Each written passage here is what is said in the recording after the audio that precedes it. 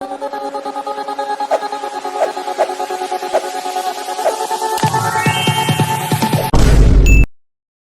Hello welcome back to our channel. நான் உங்க PK வந்தாச்சு. Welcome to great Krikalan magic show. ரொம்ப பெரிய அளவுல வந்துட்டு இளைஞர்கள் தன்னிறைச்சியா டெல்லி ஜந்தர் மந்தர் நடத்திக்கிட்டு இருக்கக்கூடிய போராட்டம் இருக்கு இல்லையா? சோ அந்த போராட்டத்துக்கு அகென்ஸ்டா வந்துட்டு பார்த்தோம்னா தடியடி வீசுறது, கண்ணீர் புகை உண்டுகள் வீசுறது, அதை தாண்டி சராமாரியா தாக்குதல் நடத்துறது அப்படின்னு சொல்லி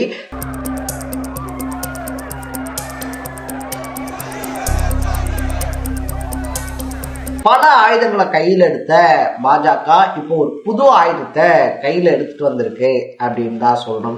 ஆல்ரெடியே வந்துட்டு பார்த்தோம் அப்படின்னா எங்களுடைய எதிர்காலம் பாழாயிடுச்சு, எங்களுடைய எதிர்காலம் கேள்விக்குறி ஆயிடுச்சு, எங்களுடைய எதிர்காலம் என்னன்னே தெரியல அப்படின்னு சொல்லிட்டு எங்களுடைய எதிர்காலத்துக்கு பதில் சொல்லுங்க அப்படின்னு சொல்லி போராடிக்கிட்டு இருக்கக்கூடிய இளைஞர்கள் இருக்காங்க இல்லையா? உங்களுக்கு எதிர்காலமே ஒண்ணு இல்லாம ஆக்குறேன் அப்படின்ற ஆயுதத்தை தான் கையில் எடுத்திருக்கு பாஜக அப்படின்னே சொல்லலாம். NSA அப்படின்னு சொல்லக்கூடிய தேசிய பாதுகாப்பு சட்டம் அப்படின்றத பயன்படுத்தி நீங்க யாரை வேணாலும் கைது செய்யலாம் அப்படின்ற ஆணைய ஆளுநர் மூலமா அமல்படுத்தியிருக்கு பாஜக. இதனால வந்துட்டு டெல்லியில போராடிக்கிட்டு இருக்கக்கூடிய மாணவர்கள் இருக்காங்க இல்லையா, அவங்கள ஒருவேளை கைது பண்றாங்கன்னு வச்சுக்கோங்களேன், கைது பண்ணணும் அப்படின்னா அவங்க வந்துட்டு ரொம்ப பெரிய தீவிரமான குற்றம் பண்ணிருக்கணும். இல்ல really happy for the support they have given. The support they have given to Sonam Wangchuck. ஏதாவது ஒரு தப்பு பண்ணிருக்கணும் அப்படின்லாம் கிடையாது. பார்க்கிற யாரை வேணாலும் இந்த சட்டத்தின் மூலியமா அவங்களால கைது பண்ண முடியும்.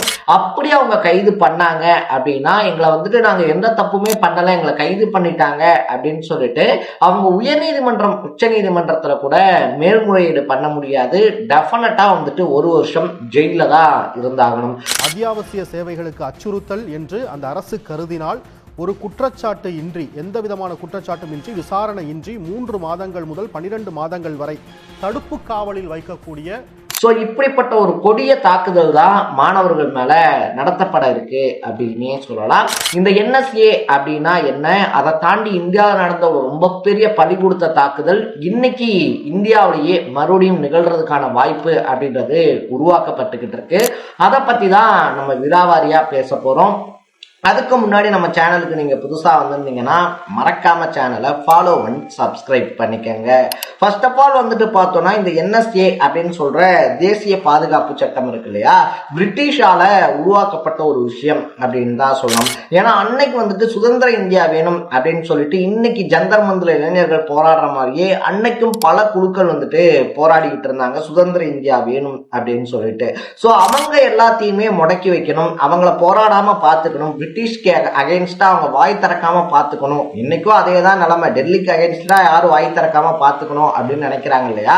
அதே மாதிரி வந்துட்டு பிரிட்டிஷ் நினைச்சதுனாலதான் 1919ல இந்த சட்டத்தை இந்தியாக்குள்ள கொண்டு வராங்க. ஸோ ஃபர்ஸ்ட் வேர்ல்டு வார் நடந்துகிட்டு இருந்த டைம்ல தான் இந்தியாக்குள்ளயும் இந்த தடுப்பு சட்டம் இருக்கு இல்லையா, தேசிய பாதுகாப்பு சட்டம் அமல்படுத்தப்படுது.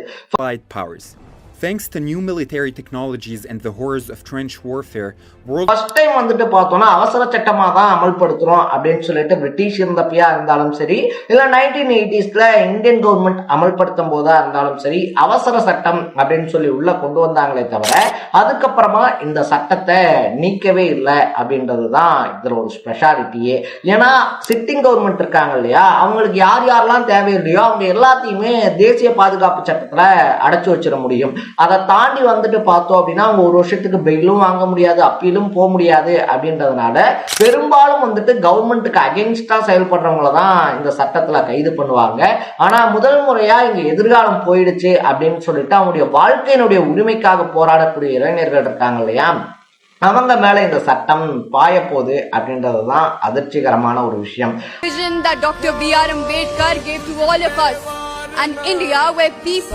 அதை தாண்டி வந்துட்டு சுதந்திர இந்தியா இருக்கு இல்லையா, சுதந்திர இந்தியாவுக்கு முன்னாடி இந்த பிரிட்டிஷ் இந்தியால மறக்க முடியாத ஒரு பேரழிவு அப்படின்னா நம்ம ஜாலியன் வாலாபாக் அப்படின்னு சொல்லுவோம் இல்லையா. நம்ம On April 13, 1919, to protest against the arrest of leaders like Dr. Saifuddin ஹிஸ்டரியில டெஃபினட்டா படிச்சிருப்போம். ஸோ அந்த ஜாலியன் வாலாபாக் நடக்கிறதுக்கும் இந்த NSA தான் ரொம்ப முக்கியமான காரணம். ஏன்னா ரவுலட் தான் வந்துட்டு இந்த சட்டத்தை முதல்ல இந்தியாவில் அனௌன்ஸ் பண்றாரு. இந்த Rowlatt Act 1919. The British government passed the Rowlatt Act In 1990, பெரிய பெரிய தலைவர்கள்லாம் போராடக்கூடாது அப்படின்றத முடக்கணும் அப்படின்றதுக்காக. ஸோ அப்படி ஒரு சட்டம் போடப்பட்டதுக்கு எதிராக தான் வந்துட்டு பார்த்தோம்னா பலர் அதிதீவிரமா போராடுறாங்க. அப்படி தீவிரமா போராடினவங்க இருக்காங்க இல்லையா, அப்படி தீவிரமா போராடின எல்லாத்தையும் ஒரே இடத்துக்குள்ள ஓட விட்டு சுட்டான் ஜாலியன் வாலாபாக் படுகொலையில. Killed and many more wounded. The conscience of the nation was shaken. அதே விஷயத்தை தான் இப்ப டெல்லியிலையும் பண்றதுக்கு பாஜக தயாராகிக்கிட்டு இருக்கு, ஆயத்தமாகிக்கிட்டு இருக்கு அப்படின்னு சொல்லலாம். The man is dying here and there are several students who are also on a hunger strike. Let's hope that the day அன்னைக்கு எங்க நாட்டுக்குள்ள நீங்க வியாபாரம் பண்றதுக்காக வந்துட்டு இன்னைக்கு எங்களையே அடிமைப்படுத்தி உட்கார்ந்துருக்கீங்களே, வெளியே போங்க அப்படின்னு சொன்னவங்களை சுட்டாங்க. The military commander of Amritsar surrounded the Bagh, that is the garden, with his soldiers. இன்னைக்கு எங்க வாழ்க்கையவே நீங்க வீணாக்கிட்டீங்களே, வீணாக்குனவன் மேல வந்துட்டு ஒரு ஆக்ஷன் எடுங்க, எங்க வாழ்க்கையே வந்துட்டு இல்லாம போயிடுச்சு, பல வருஷமா படிச்சு எழுதின ஒரு எக்ஸாம் செல்லாதுன்னு சொல்லிட்டீங்க, அதுக்கு காரணமான அமைச்சர் மேல ஆக்ஷன் எடுங்க அப்படின்னு சொன்ன ஸ்டூடெண்ட்ஸ் மேல குண்டடி இருக்கு இல்லையா, குண்டடி மட்டும்தான் இன்னும் விழல, அதுவும் இன்னும் சீக்கிரம் விழுந்து பல உயிர்கள் போனாலும் ஆச்சரியப்படுறதுக்கு இல்லை. ஏன்னா இந்த கவர்மெண்ட்டை பொறுத்த வரைக்கும் அவங்களுக்கு அவங்க சைட்ல இருக்கக்கூடிய தர்மேந்திர பிரதானை தான் காப்பாற்றணுமே தவிர மாணவருடைய வாழ்க்கை எக்கேடு கெட்டு போனா என்ன அப்படின்றதுதான் அவங்களுடைய மைண்ட் செட். இத்தனைக்கும் வந்துட்டு பார்த்தோம் அப்படின்னா சொந்த நாட்டுல இந்தியா மாதிரியான ஒரு அதிக மக்கள் தொகை கொண்ட ஒரு நாட்டுல கல்வித்துறை அமைச்சரா இருக்கக்கூடிய தர்மேந்திர பிரதானுடைய மகள் இருக்காங்க இல்லையா, தர்மேந்திர பிரதான் மட்டும் கிடையாது, பல அரசியல்வாதிகளுடைய மகள்களும் வெளிநாடுகள்ல தான் படிச்சுட்டு இருக்காங்க. ஏன்னா இங்க எஜுகேஷன்ல இருக்கக்கூடிய எஜுகேஷனல் சிஸ்டம்ல இருக்கக்கூடிய ஓட்டை இருக்கு இல்லையா, ஓட்டை வந்துட்டு அவங்களுக்கு நல்லாவே தெரிஞ்சிருக்கும் போது அவங்க மகளையோ ஏன் இந்தியாவில படிக்க வைக்க போறாங்க. ஸோ அப்படி வந்துட்டு தங்களுடைய மகளுடைய வாழ்க்கையெல்லாம் ஃபாரின்ல படிக்க வச்சு செட்டில் ஆக்கி விட்டுட்டு இங்க இருக்கக்கூடிய இந்தியர்களுடைய எதிர்காலத்தை கேள்விக்குறிக்கு உள்ளாக்கின ஒருத்தரை வெறும் ஒரே ஒருத்தனை பதவியை விட்டு தூக்க மனசு இல்லாத பாஜக பல லட்சக்கணக்கான இளைஞர்கள் மேல அதிதீவிரமான தாக்குதல் அப்படின்றத நடத்திக்கிட்டு இருக்காங்க. தாக்குதல்கள் நடத்துறது, மண்டையை உடைக்கிறது, கைகாலை உடைக்கிறது, வலுக்கட்டாயமா கைது பண்றது அப்படின்றத தாண்டி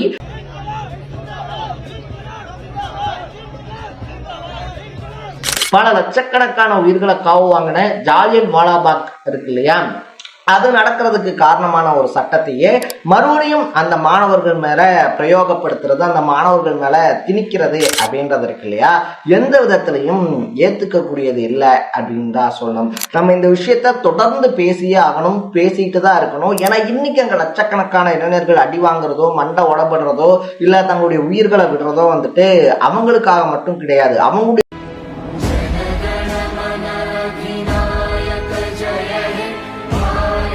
லைஃப் போயிடுச்சு அப்படின்றதுக்காக மட்டும் கிடையாது.